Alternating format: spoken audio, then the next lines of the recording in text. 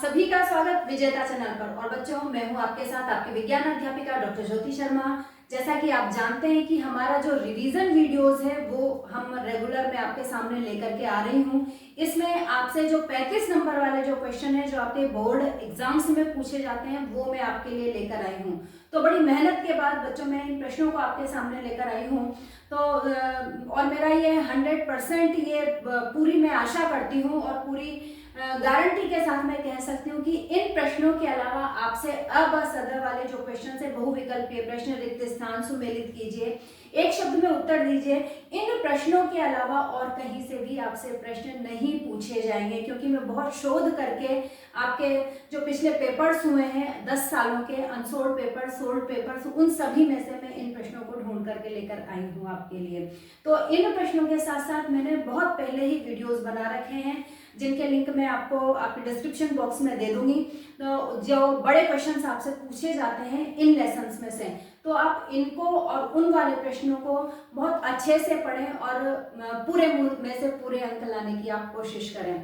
तो आइए आज हम शुरू कर रहे हैं आपकी बुक का अध्याय 6 जिसका नाम है नियंत्रण एवं समन्वय। और इस लेसन में से आपसे 6 नंबर के प्रश्न पूछे जाते हैं। तो चलिए शुरू करते हैं।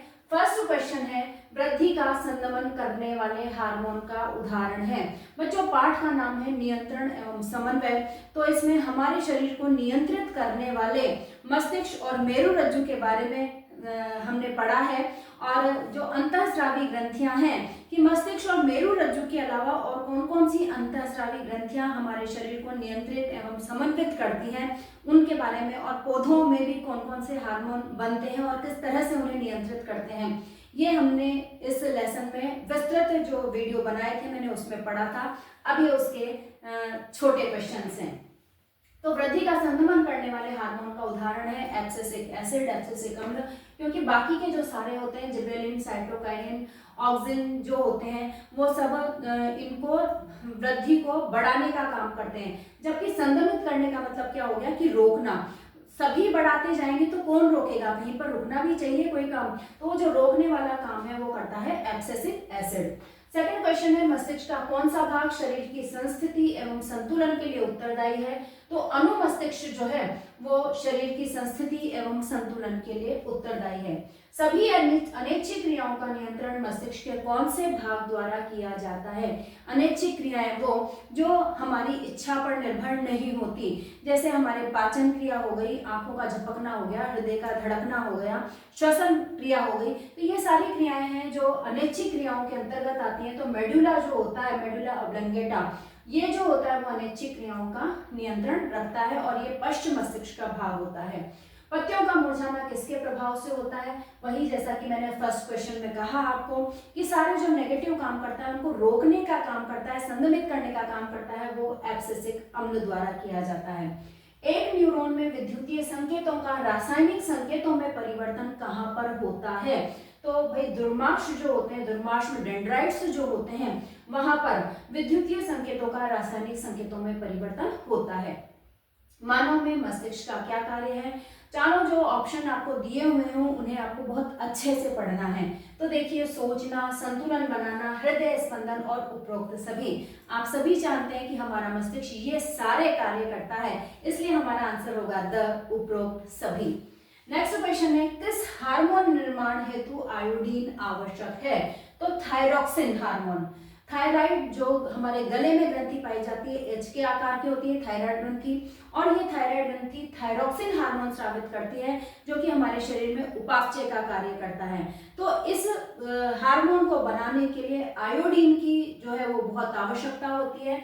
इसीलिए हमें आयोडीन जो होता है, आयोडीन युक्त नमक, एड में देखा होगा आपने टीवी के एड में, तो उस आयोडीन वाले नमक को हमें प्रयुक्त करना चाहिए। इसके अलावा और भी बहुत सारी खाद्य सामग्रियों में आयोडीन होता है। तो हमारी थायराइड ग्रंथि बहुत अच्छे से काम करे इसके लिए हमें आयोडीन युक्त भोज्य पदार्थों का सेवन करना चाहिए। अगर आयोडीन की कमी हो जाती है तो हमारा जो गला है वो सूज जाता है, फूल जाता है। इसे ग्वाइटर रोग कहते हैं। गलगंड रोग कहा जाता है, गोइटर गलगंड रोग। और इसके अलावा आंखें भी इसमें सूजकर बाहर निकल जाती हैं, इसे घेंघा रोग कहा जाता है। तो ये दोनों ही रोग जो है वो आयोडीन की कमी से या थायरोक्सिन हार्मोन की कमी की वजह से हो जाते हैं। नेक्स्ट है इंसुलिन का क्या कार्य है। तो शर्करा स्तर का नियमन, हमारे रुधिर में शर्करा स्तर का नियमन बनाए रखना इंसुलिन का कार्य है और ये अग्नाशय द्वारा स्रावित किया जाता है। फिर टेस्टोस्टेरोन तथा एस्ट्रोजन संबंधित है। तो यौनारंभ से टेस्टोस्टेरोन नर हार्मोन, नर लैंगिक हार्मोन है और एस्ट्रोजन जो है वो मादा लैंगिक हार्मोन है। तो टेस्टोस्टेरोन और एस्ट्रोजन जो दोनों हार्मोन है वो किससे संबंधित हैं? तो यौनारंभ से संबंधित हैं।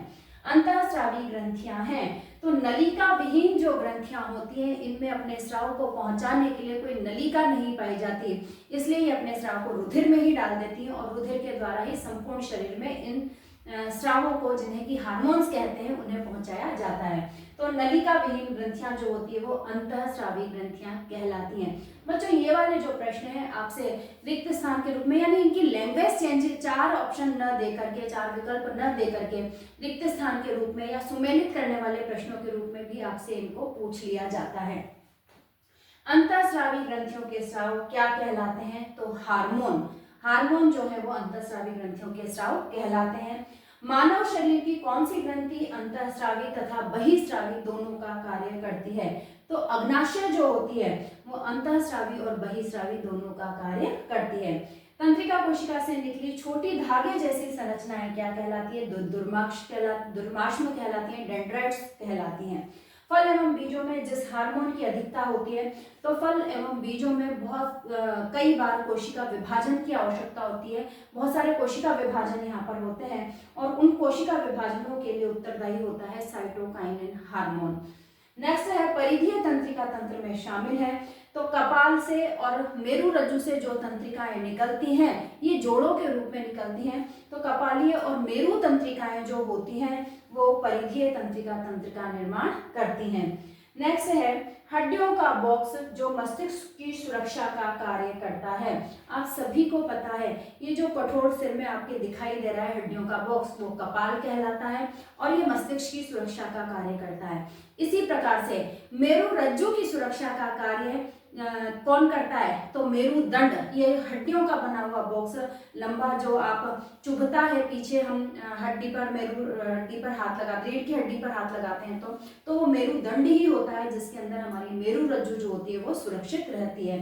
तो मेरुदंड जो होता है वो मेरु रज्जु को सुरक्षित करने का कार्य करता है। इसी प्रकार से मस्तिष्क की सुरक्षा का कार्य करता है कपाल। नेक्स्ट क्वेश्चन है बच्चों, हार्मोन को कौन सी विधि नियंत्रित करती है, यानी कब कब हार्मोन की आवश्यकता है और कितने हार्मोन की आवश्यकता है? तो पुनर्भरण क्रिया विधि होती है जो हार्मोन को नियंत्रित करती है। नेक्स्ट है दो तंत्रिका कोशिका के मध्य रिक्त स्थान को सिनेप्स कहा जाता है। जो तंत्रिकाएं होती है वो एक दूसरे से जुड़ी हुई नहीं होती और उनके बीच कुछ रिक्त स्थान होता है, उसे ही सिनेप्स कहा जाता है। अब है ये 3 तरह के जलानुवर्तन एक और होता है।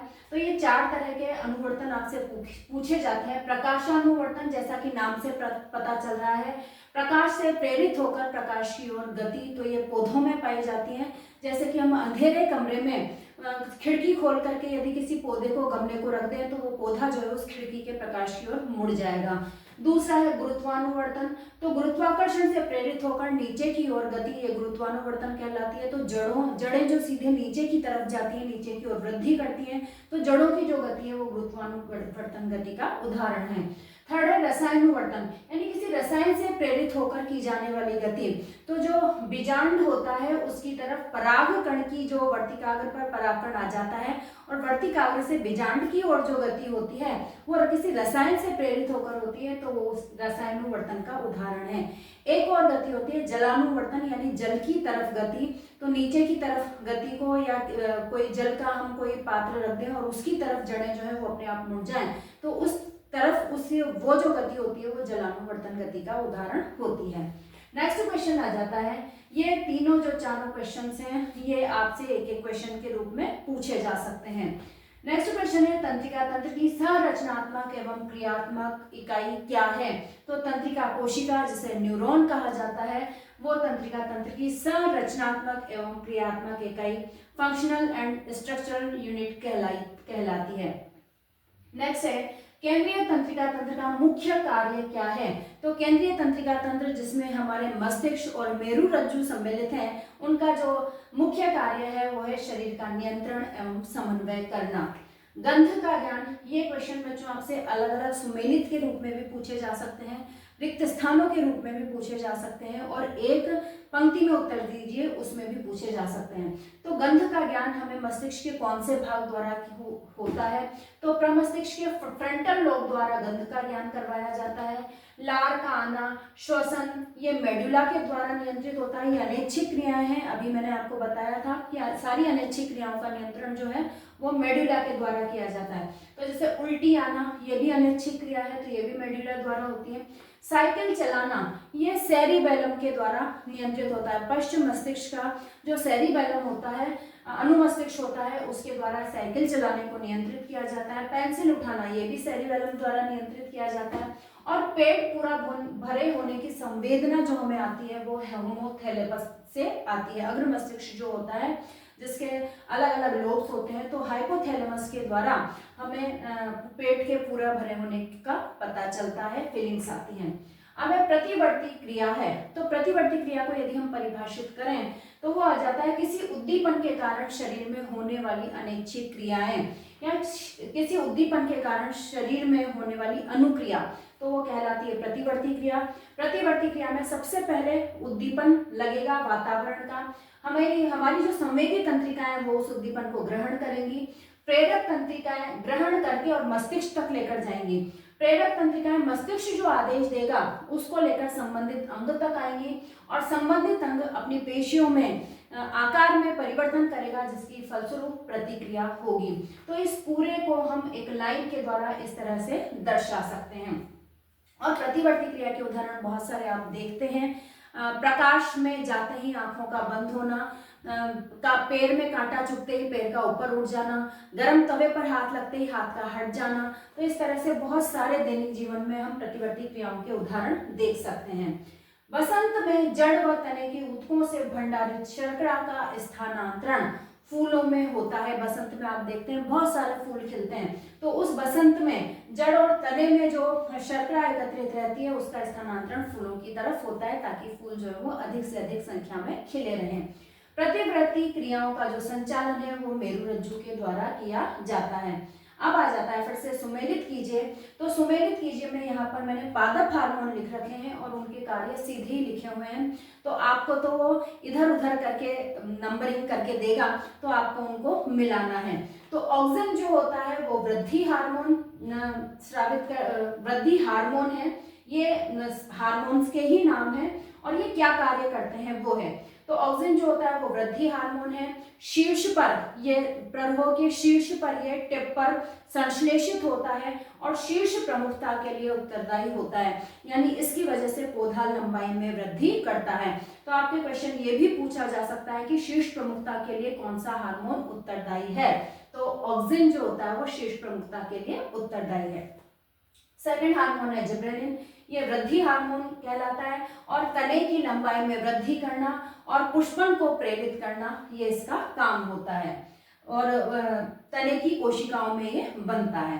थर्ड जो हार्मोन है वो है साइटोकाइनिन, ये कोशिका विभाजन को प्रेरित करता है, और फलों में और बीजों में अधिक संख्या में कोशिका विभाजन होता है, इसलिए बीजों और फलों में ये अधिक मात्रा में पाया जाता है।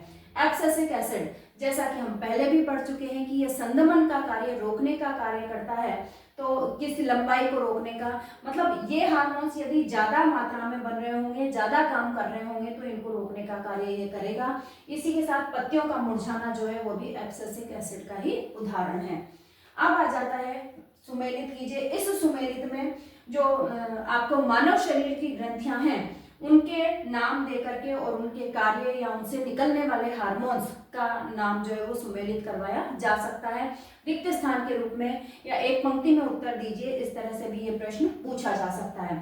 तो पीयूष ग्रंथि जो होती है वो वृद्धि हार्मोन, बहुत सारे हार्मोन से स्रावित करती है पीयूष ग्रंथि, जिनमें से वृद्धि हार्मोन जो है वो प्रमुख है और वृद्धि हार्मोन की वजह से व्यक्ति की लंबाई में वृद्धि होती है। यदि वृद्धि हार्मोन की मात्रा ज्यादा स्रावित हो रही हो तो व्यक्ति बहुत लंबा हो जाता है, अमिताभ बच्चन की तरह से। और यदि बचपन में ये पीयूष ग्रंथि द्वारा वृद्धि हार्मोन अगर कम स्रावित हो रहा हो तो व्यक्ति अपनी औसत लंबाई भी प्राप्त नहीं कर पाता और इसे बोनापन हम कहते हैं, तो व्यक्ति बोना ही रह जाता है। और ये जो पीयूष ग्रंथि होती है ये हमारे मस्तिष्क में पीछे की ओर स्थित होती है। नेक्स्ट है थायराइड ग्रंथि, जो हमारे गले में होती है, एच के आकार की होती है और ये ग्रंथि हमारे शरीर की सबसे बड़ी अंतःस्रावी ग्रंथि है। आप ये बात याद रख सकते हैं बच्चों, ये क्वेश्चन भी आ सकता है कि शरीर की सबसे बड़ी ग्रंथि, अंतःस्रावी ग्रंथि कौन सी है, तो थायराइड ग्रंथि है। तो थायराइड ग्रंथि एच के आकार की जो हमारे गले में स्थित होती है, थायरॉक्सिन हार्मोन स्रावित करती है और इसका कार्य है शरीर की उपापचयी क्रियाओं का नियंत्रण करना। तो और इसको अपना कार्य करने के लिए, थायरॉक्सिन हार्मोन बनाने के लिए आयोडीन की आवश्यकता होती है। यदि ये कम थायरॉक्सिन हार्मोन बनाए, इसे आयोडीन कम मिल रहा है, कम थायरॉक्सिन हार्मोन बनाए तो हमारा गला जो है वो सूजकर लटक जाता है और इसे गलगंड रोग कहा जाता है। आंखें भी बाहर आ जाती हैं जिसे घेंघा रोग कहा जाता है। तो हमें ये रोग न हो और हमारी उपापचयी क्रिया जो है वो संतुलित मात्रा में चलती रहे, इसके लिए जरूरी है कि हम आयोडीन युक्त भोजन करें। और आयोडीन युक्त भोजन जो है वो हमें नमक में और बहुत सारे जो फल सब्जियां हैं उनमें प्राप्त होता है। नेक्स्ट है एड्रिनल ग्रंथि, ये एड्रिनलिन हार्मोन स्रावित करती है, वृक्कों के ऊपर ये पाई जाती है। करो या मरो हार्मोन भी इसे कहा जाता है। क्यों? क्योंकि ये हमें संकटकालीन परिस्थितियों के लिए, कि हमें भागना है या उस वहां पर खड़े रहकर और उस संकट का मुकाबला करना है, उसके लिए ये हमारे शरीर को तैयार करती है। अग्नाशय, अग्नाशय भी बहुत सारे हार्मोन से स्रावित करती है, लेकिन जो मेनली है वो है इंसुलिन हार्मोन। और इंसुलिन हार्मोन जो होता है वो शरीर में रुधिर के अंदर ग्लूकोज की मात्रा का नियंत्रण नियमन करता है। यदि इंसुलिन की कमी हो जाए तो जो ग्लूकोज है वो शरीर से रक्त मूत्र के द्वारा बाहर निकलने लग जाता है और इसे डायबिटीज रोग कहा जाता है। और इसके लिए इंसुलिन जो है वो पर्याप्त मात्रा में बनना आवश्यक है।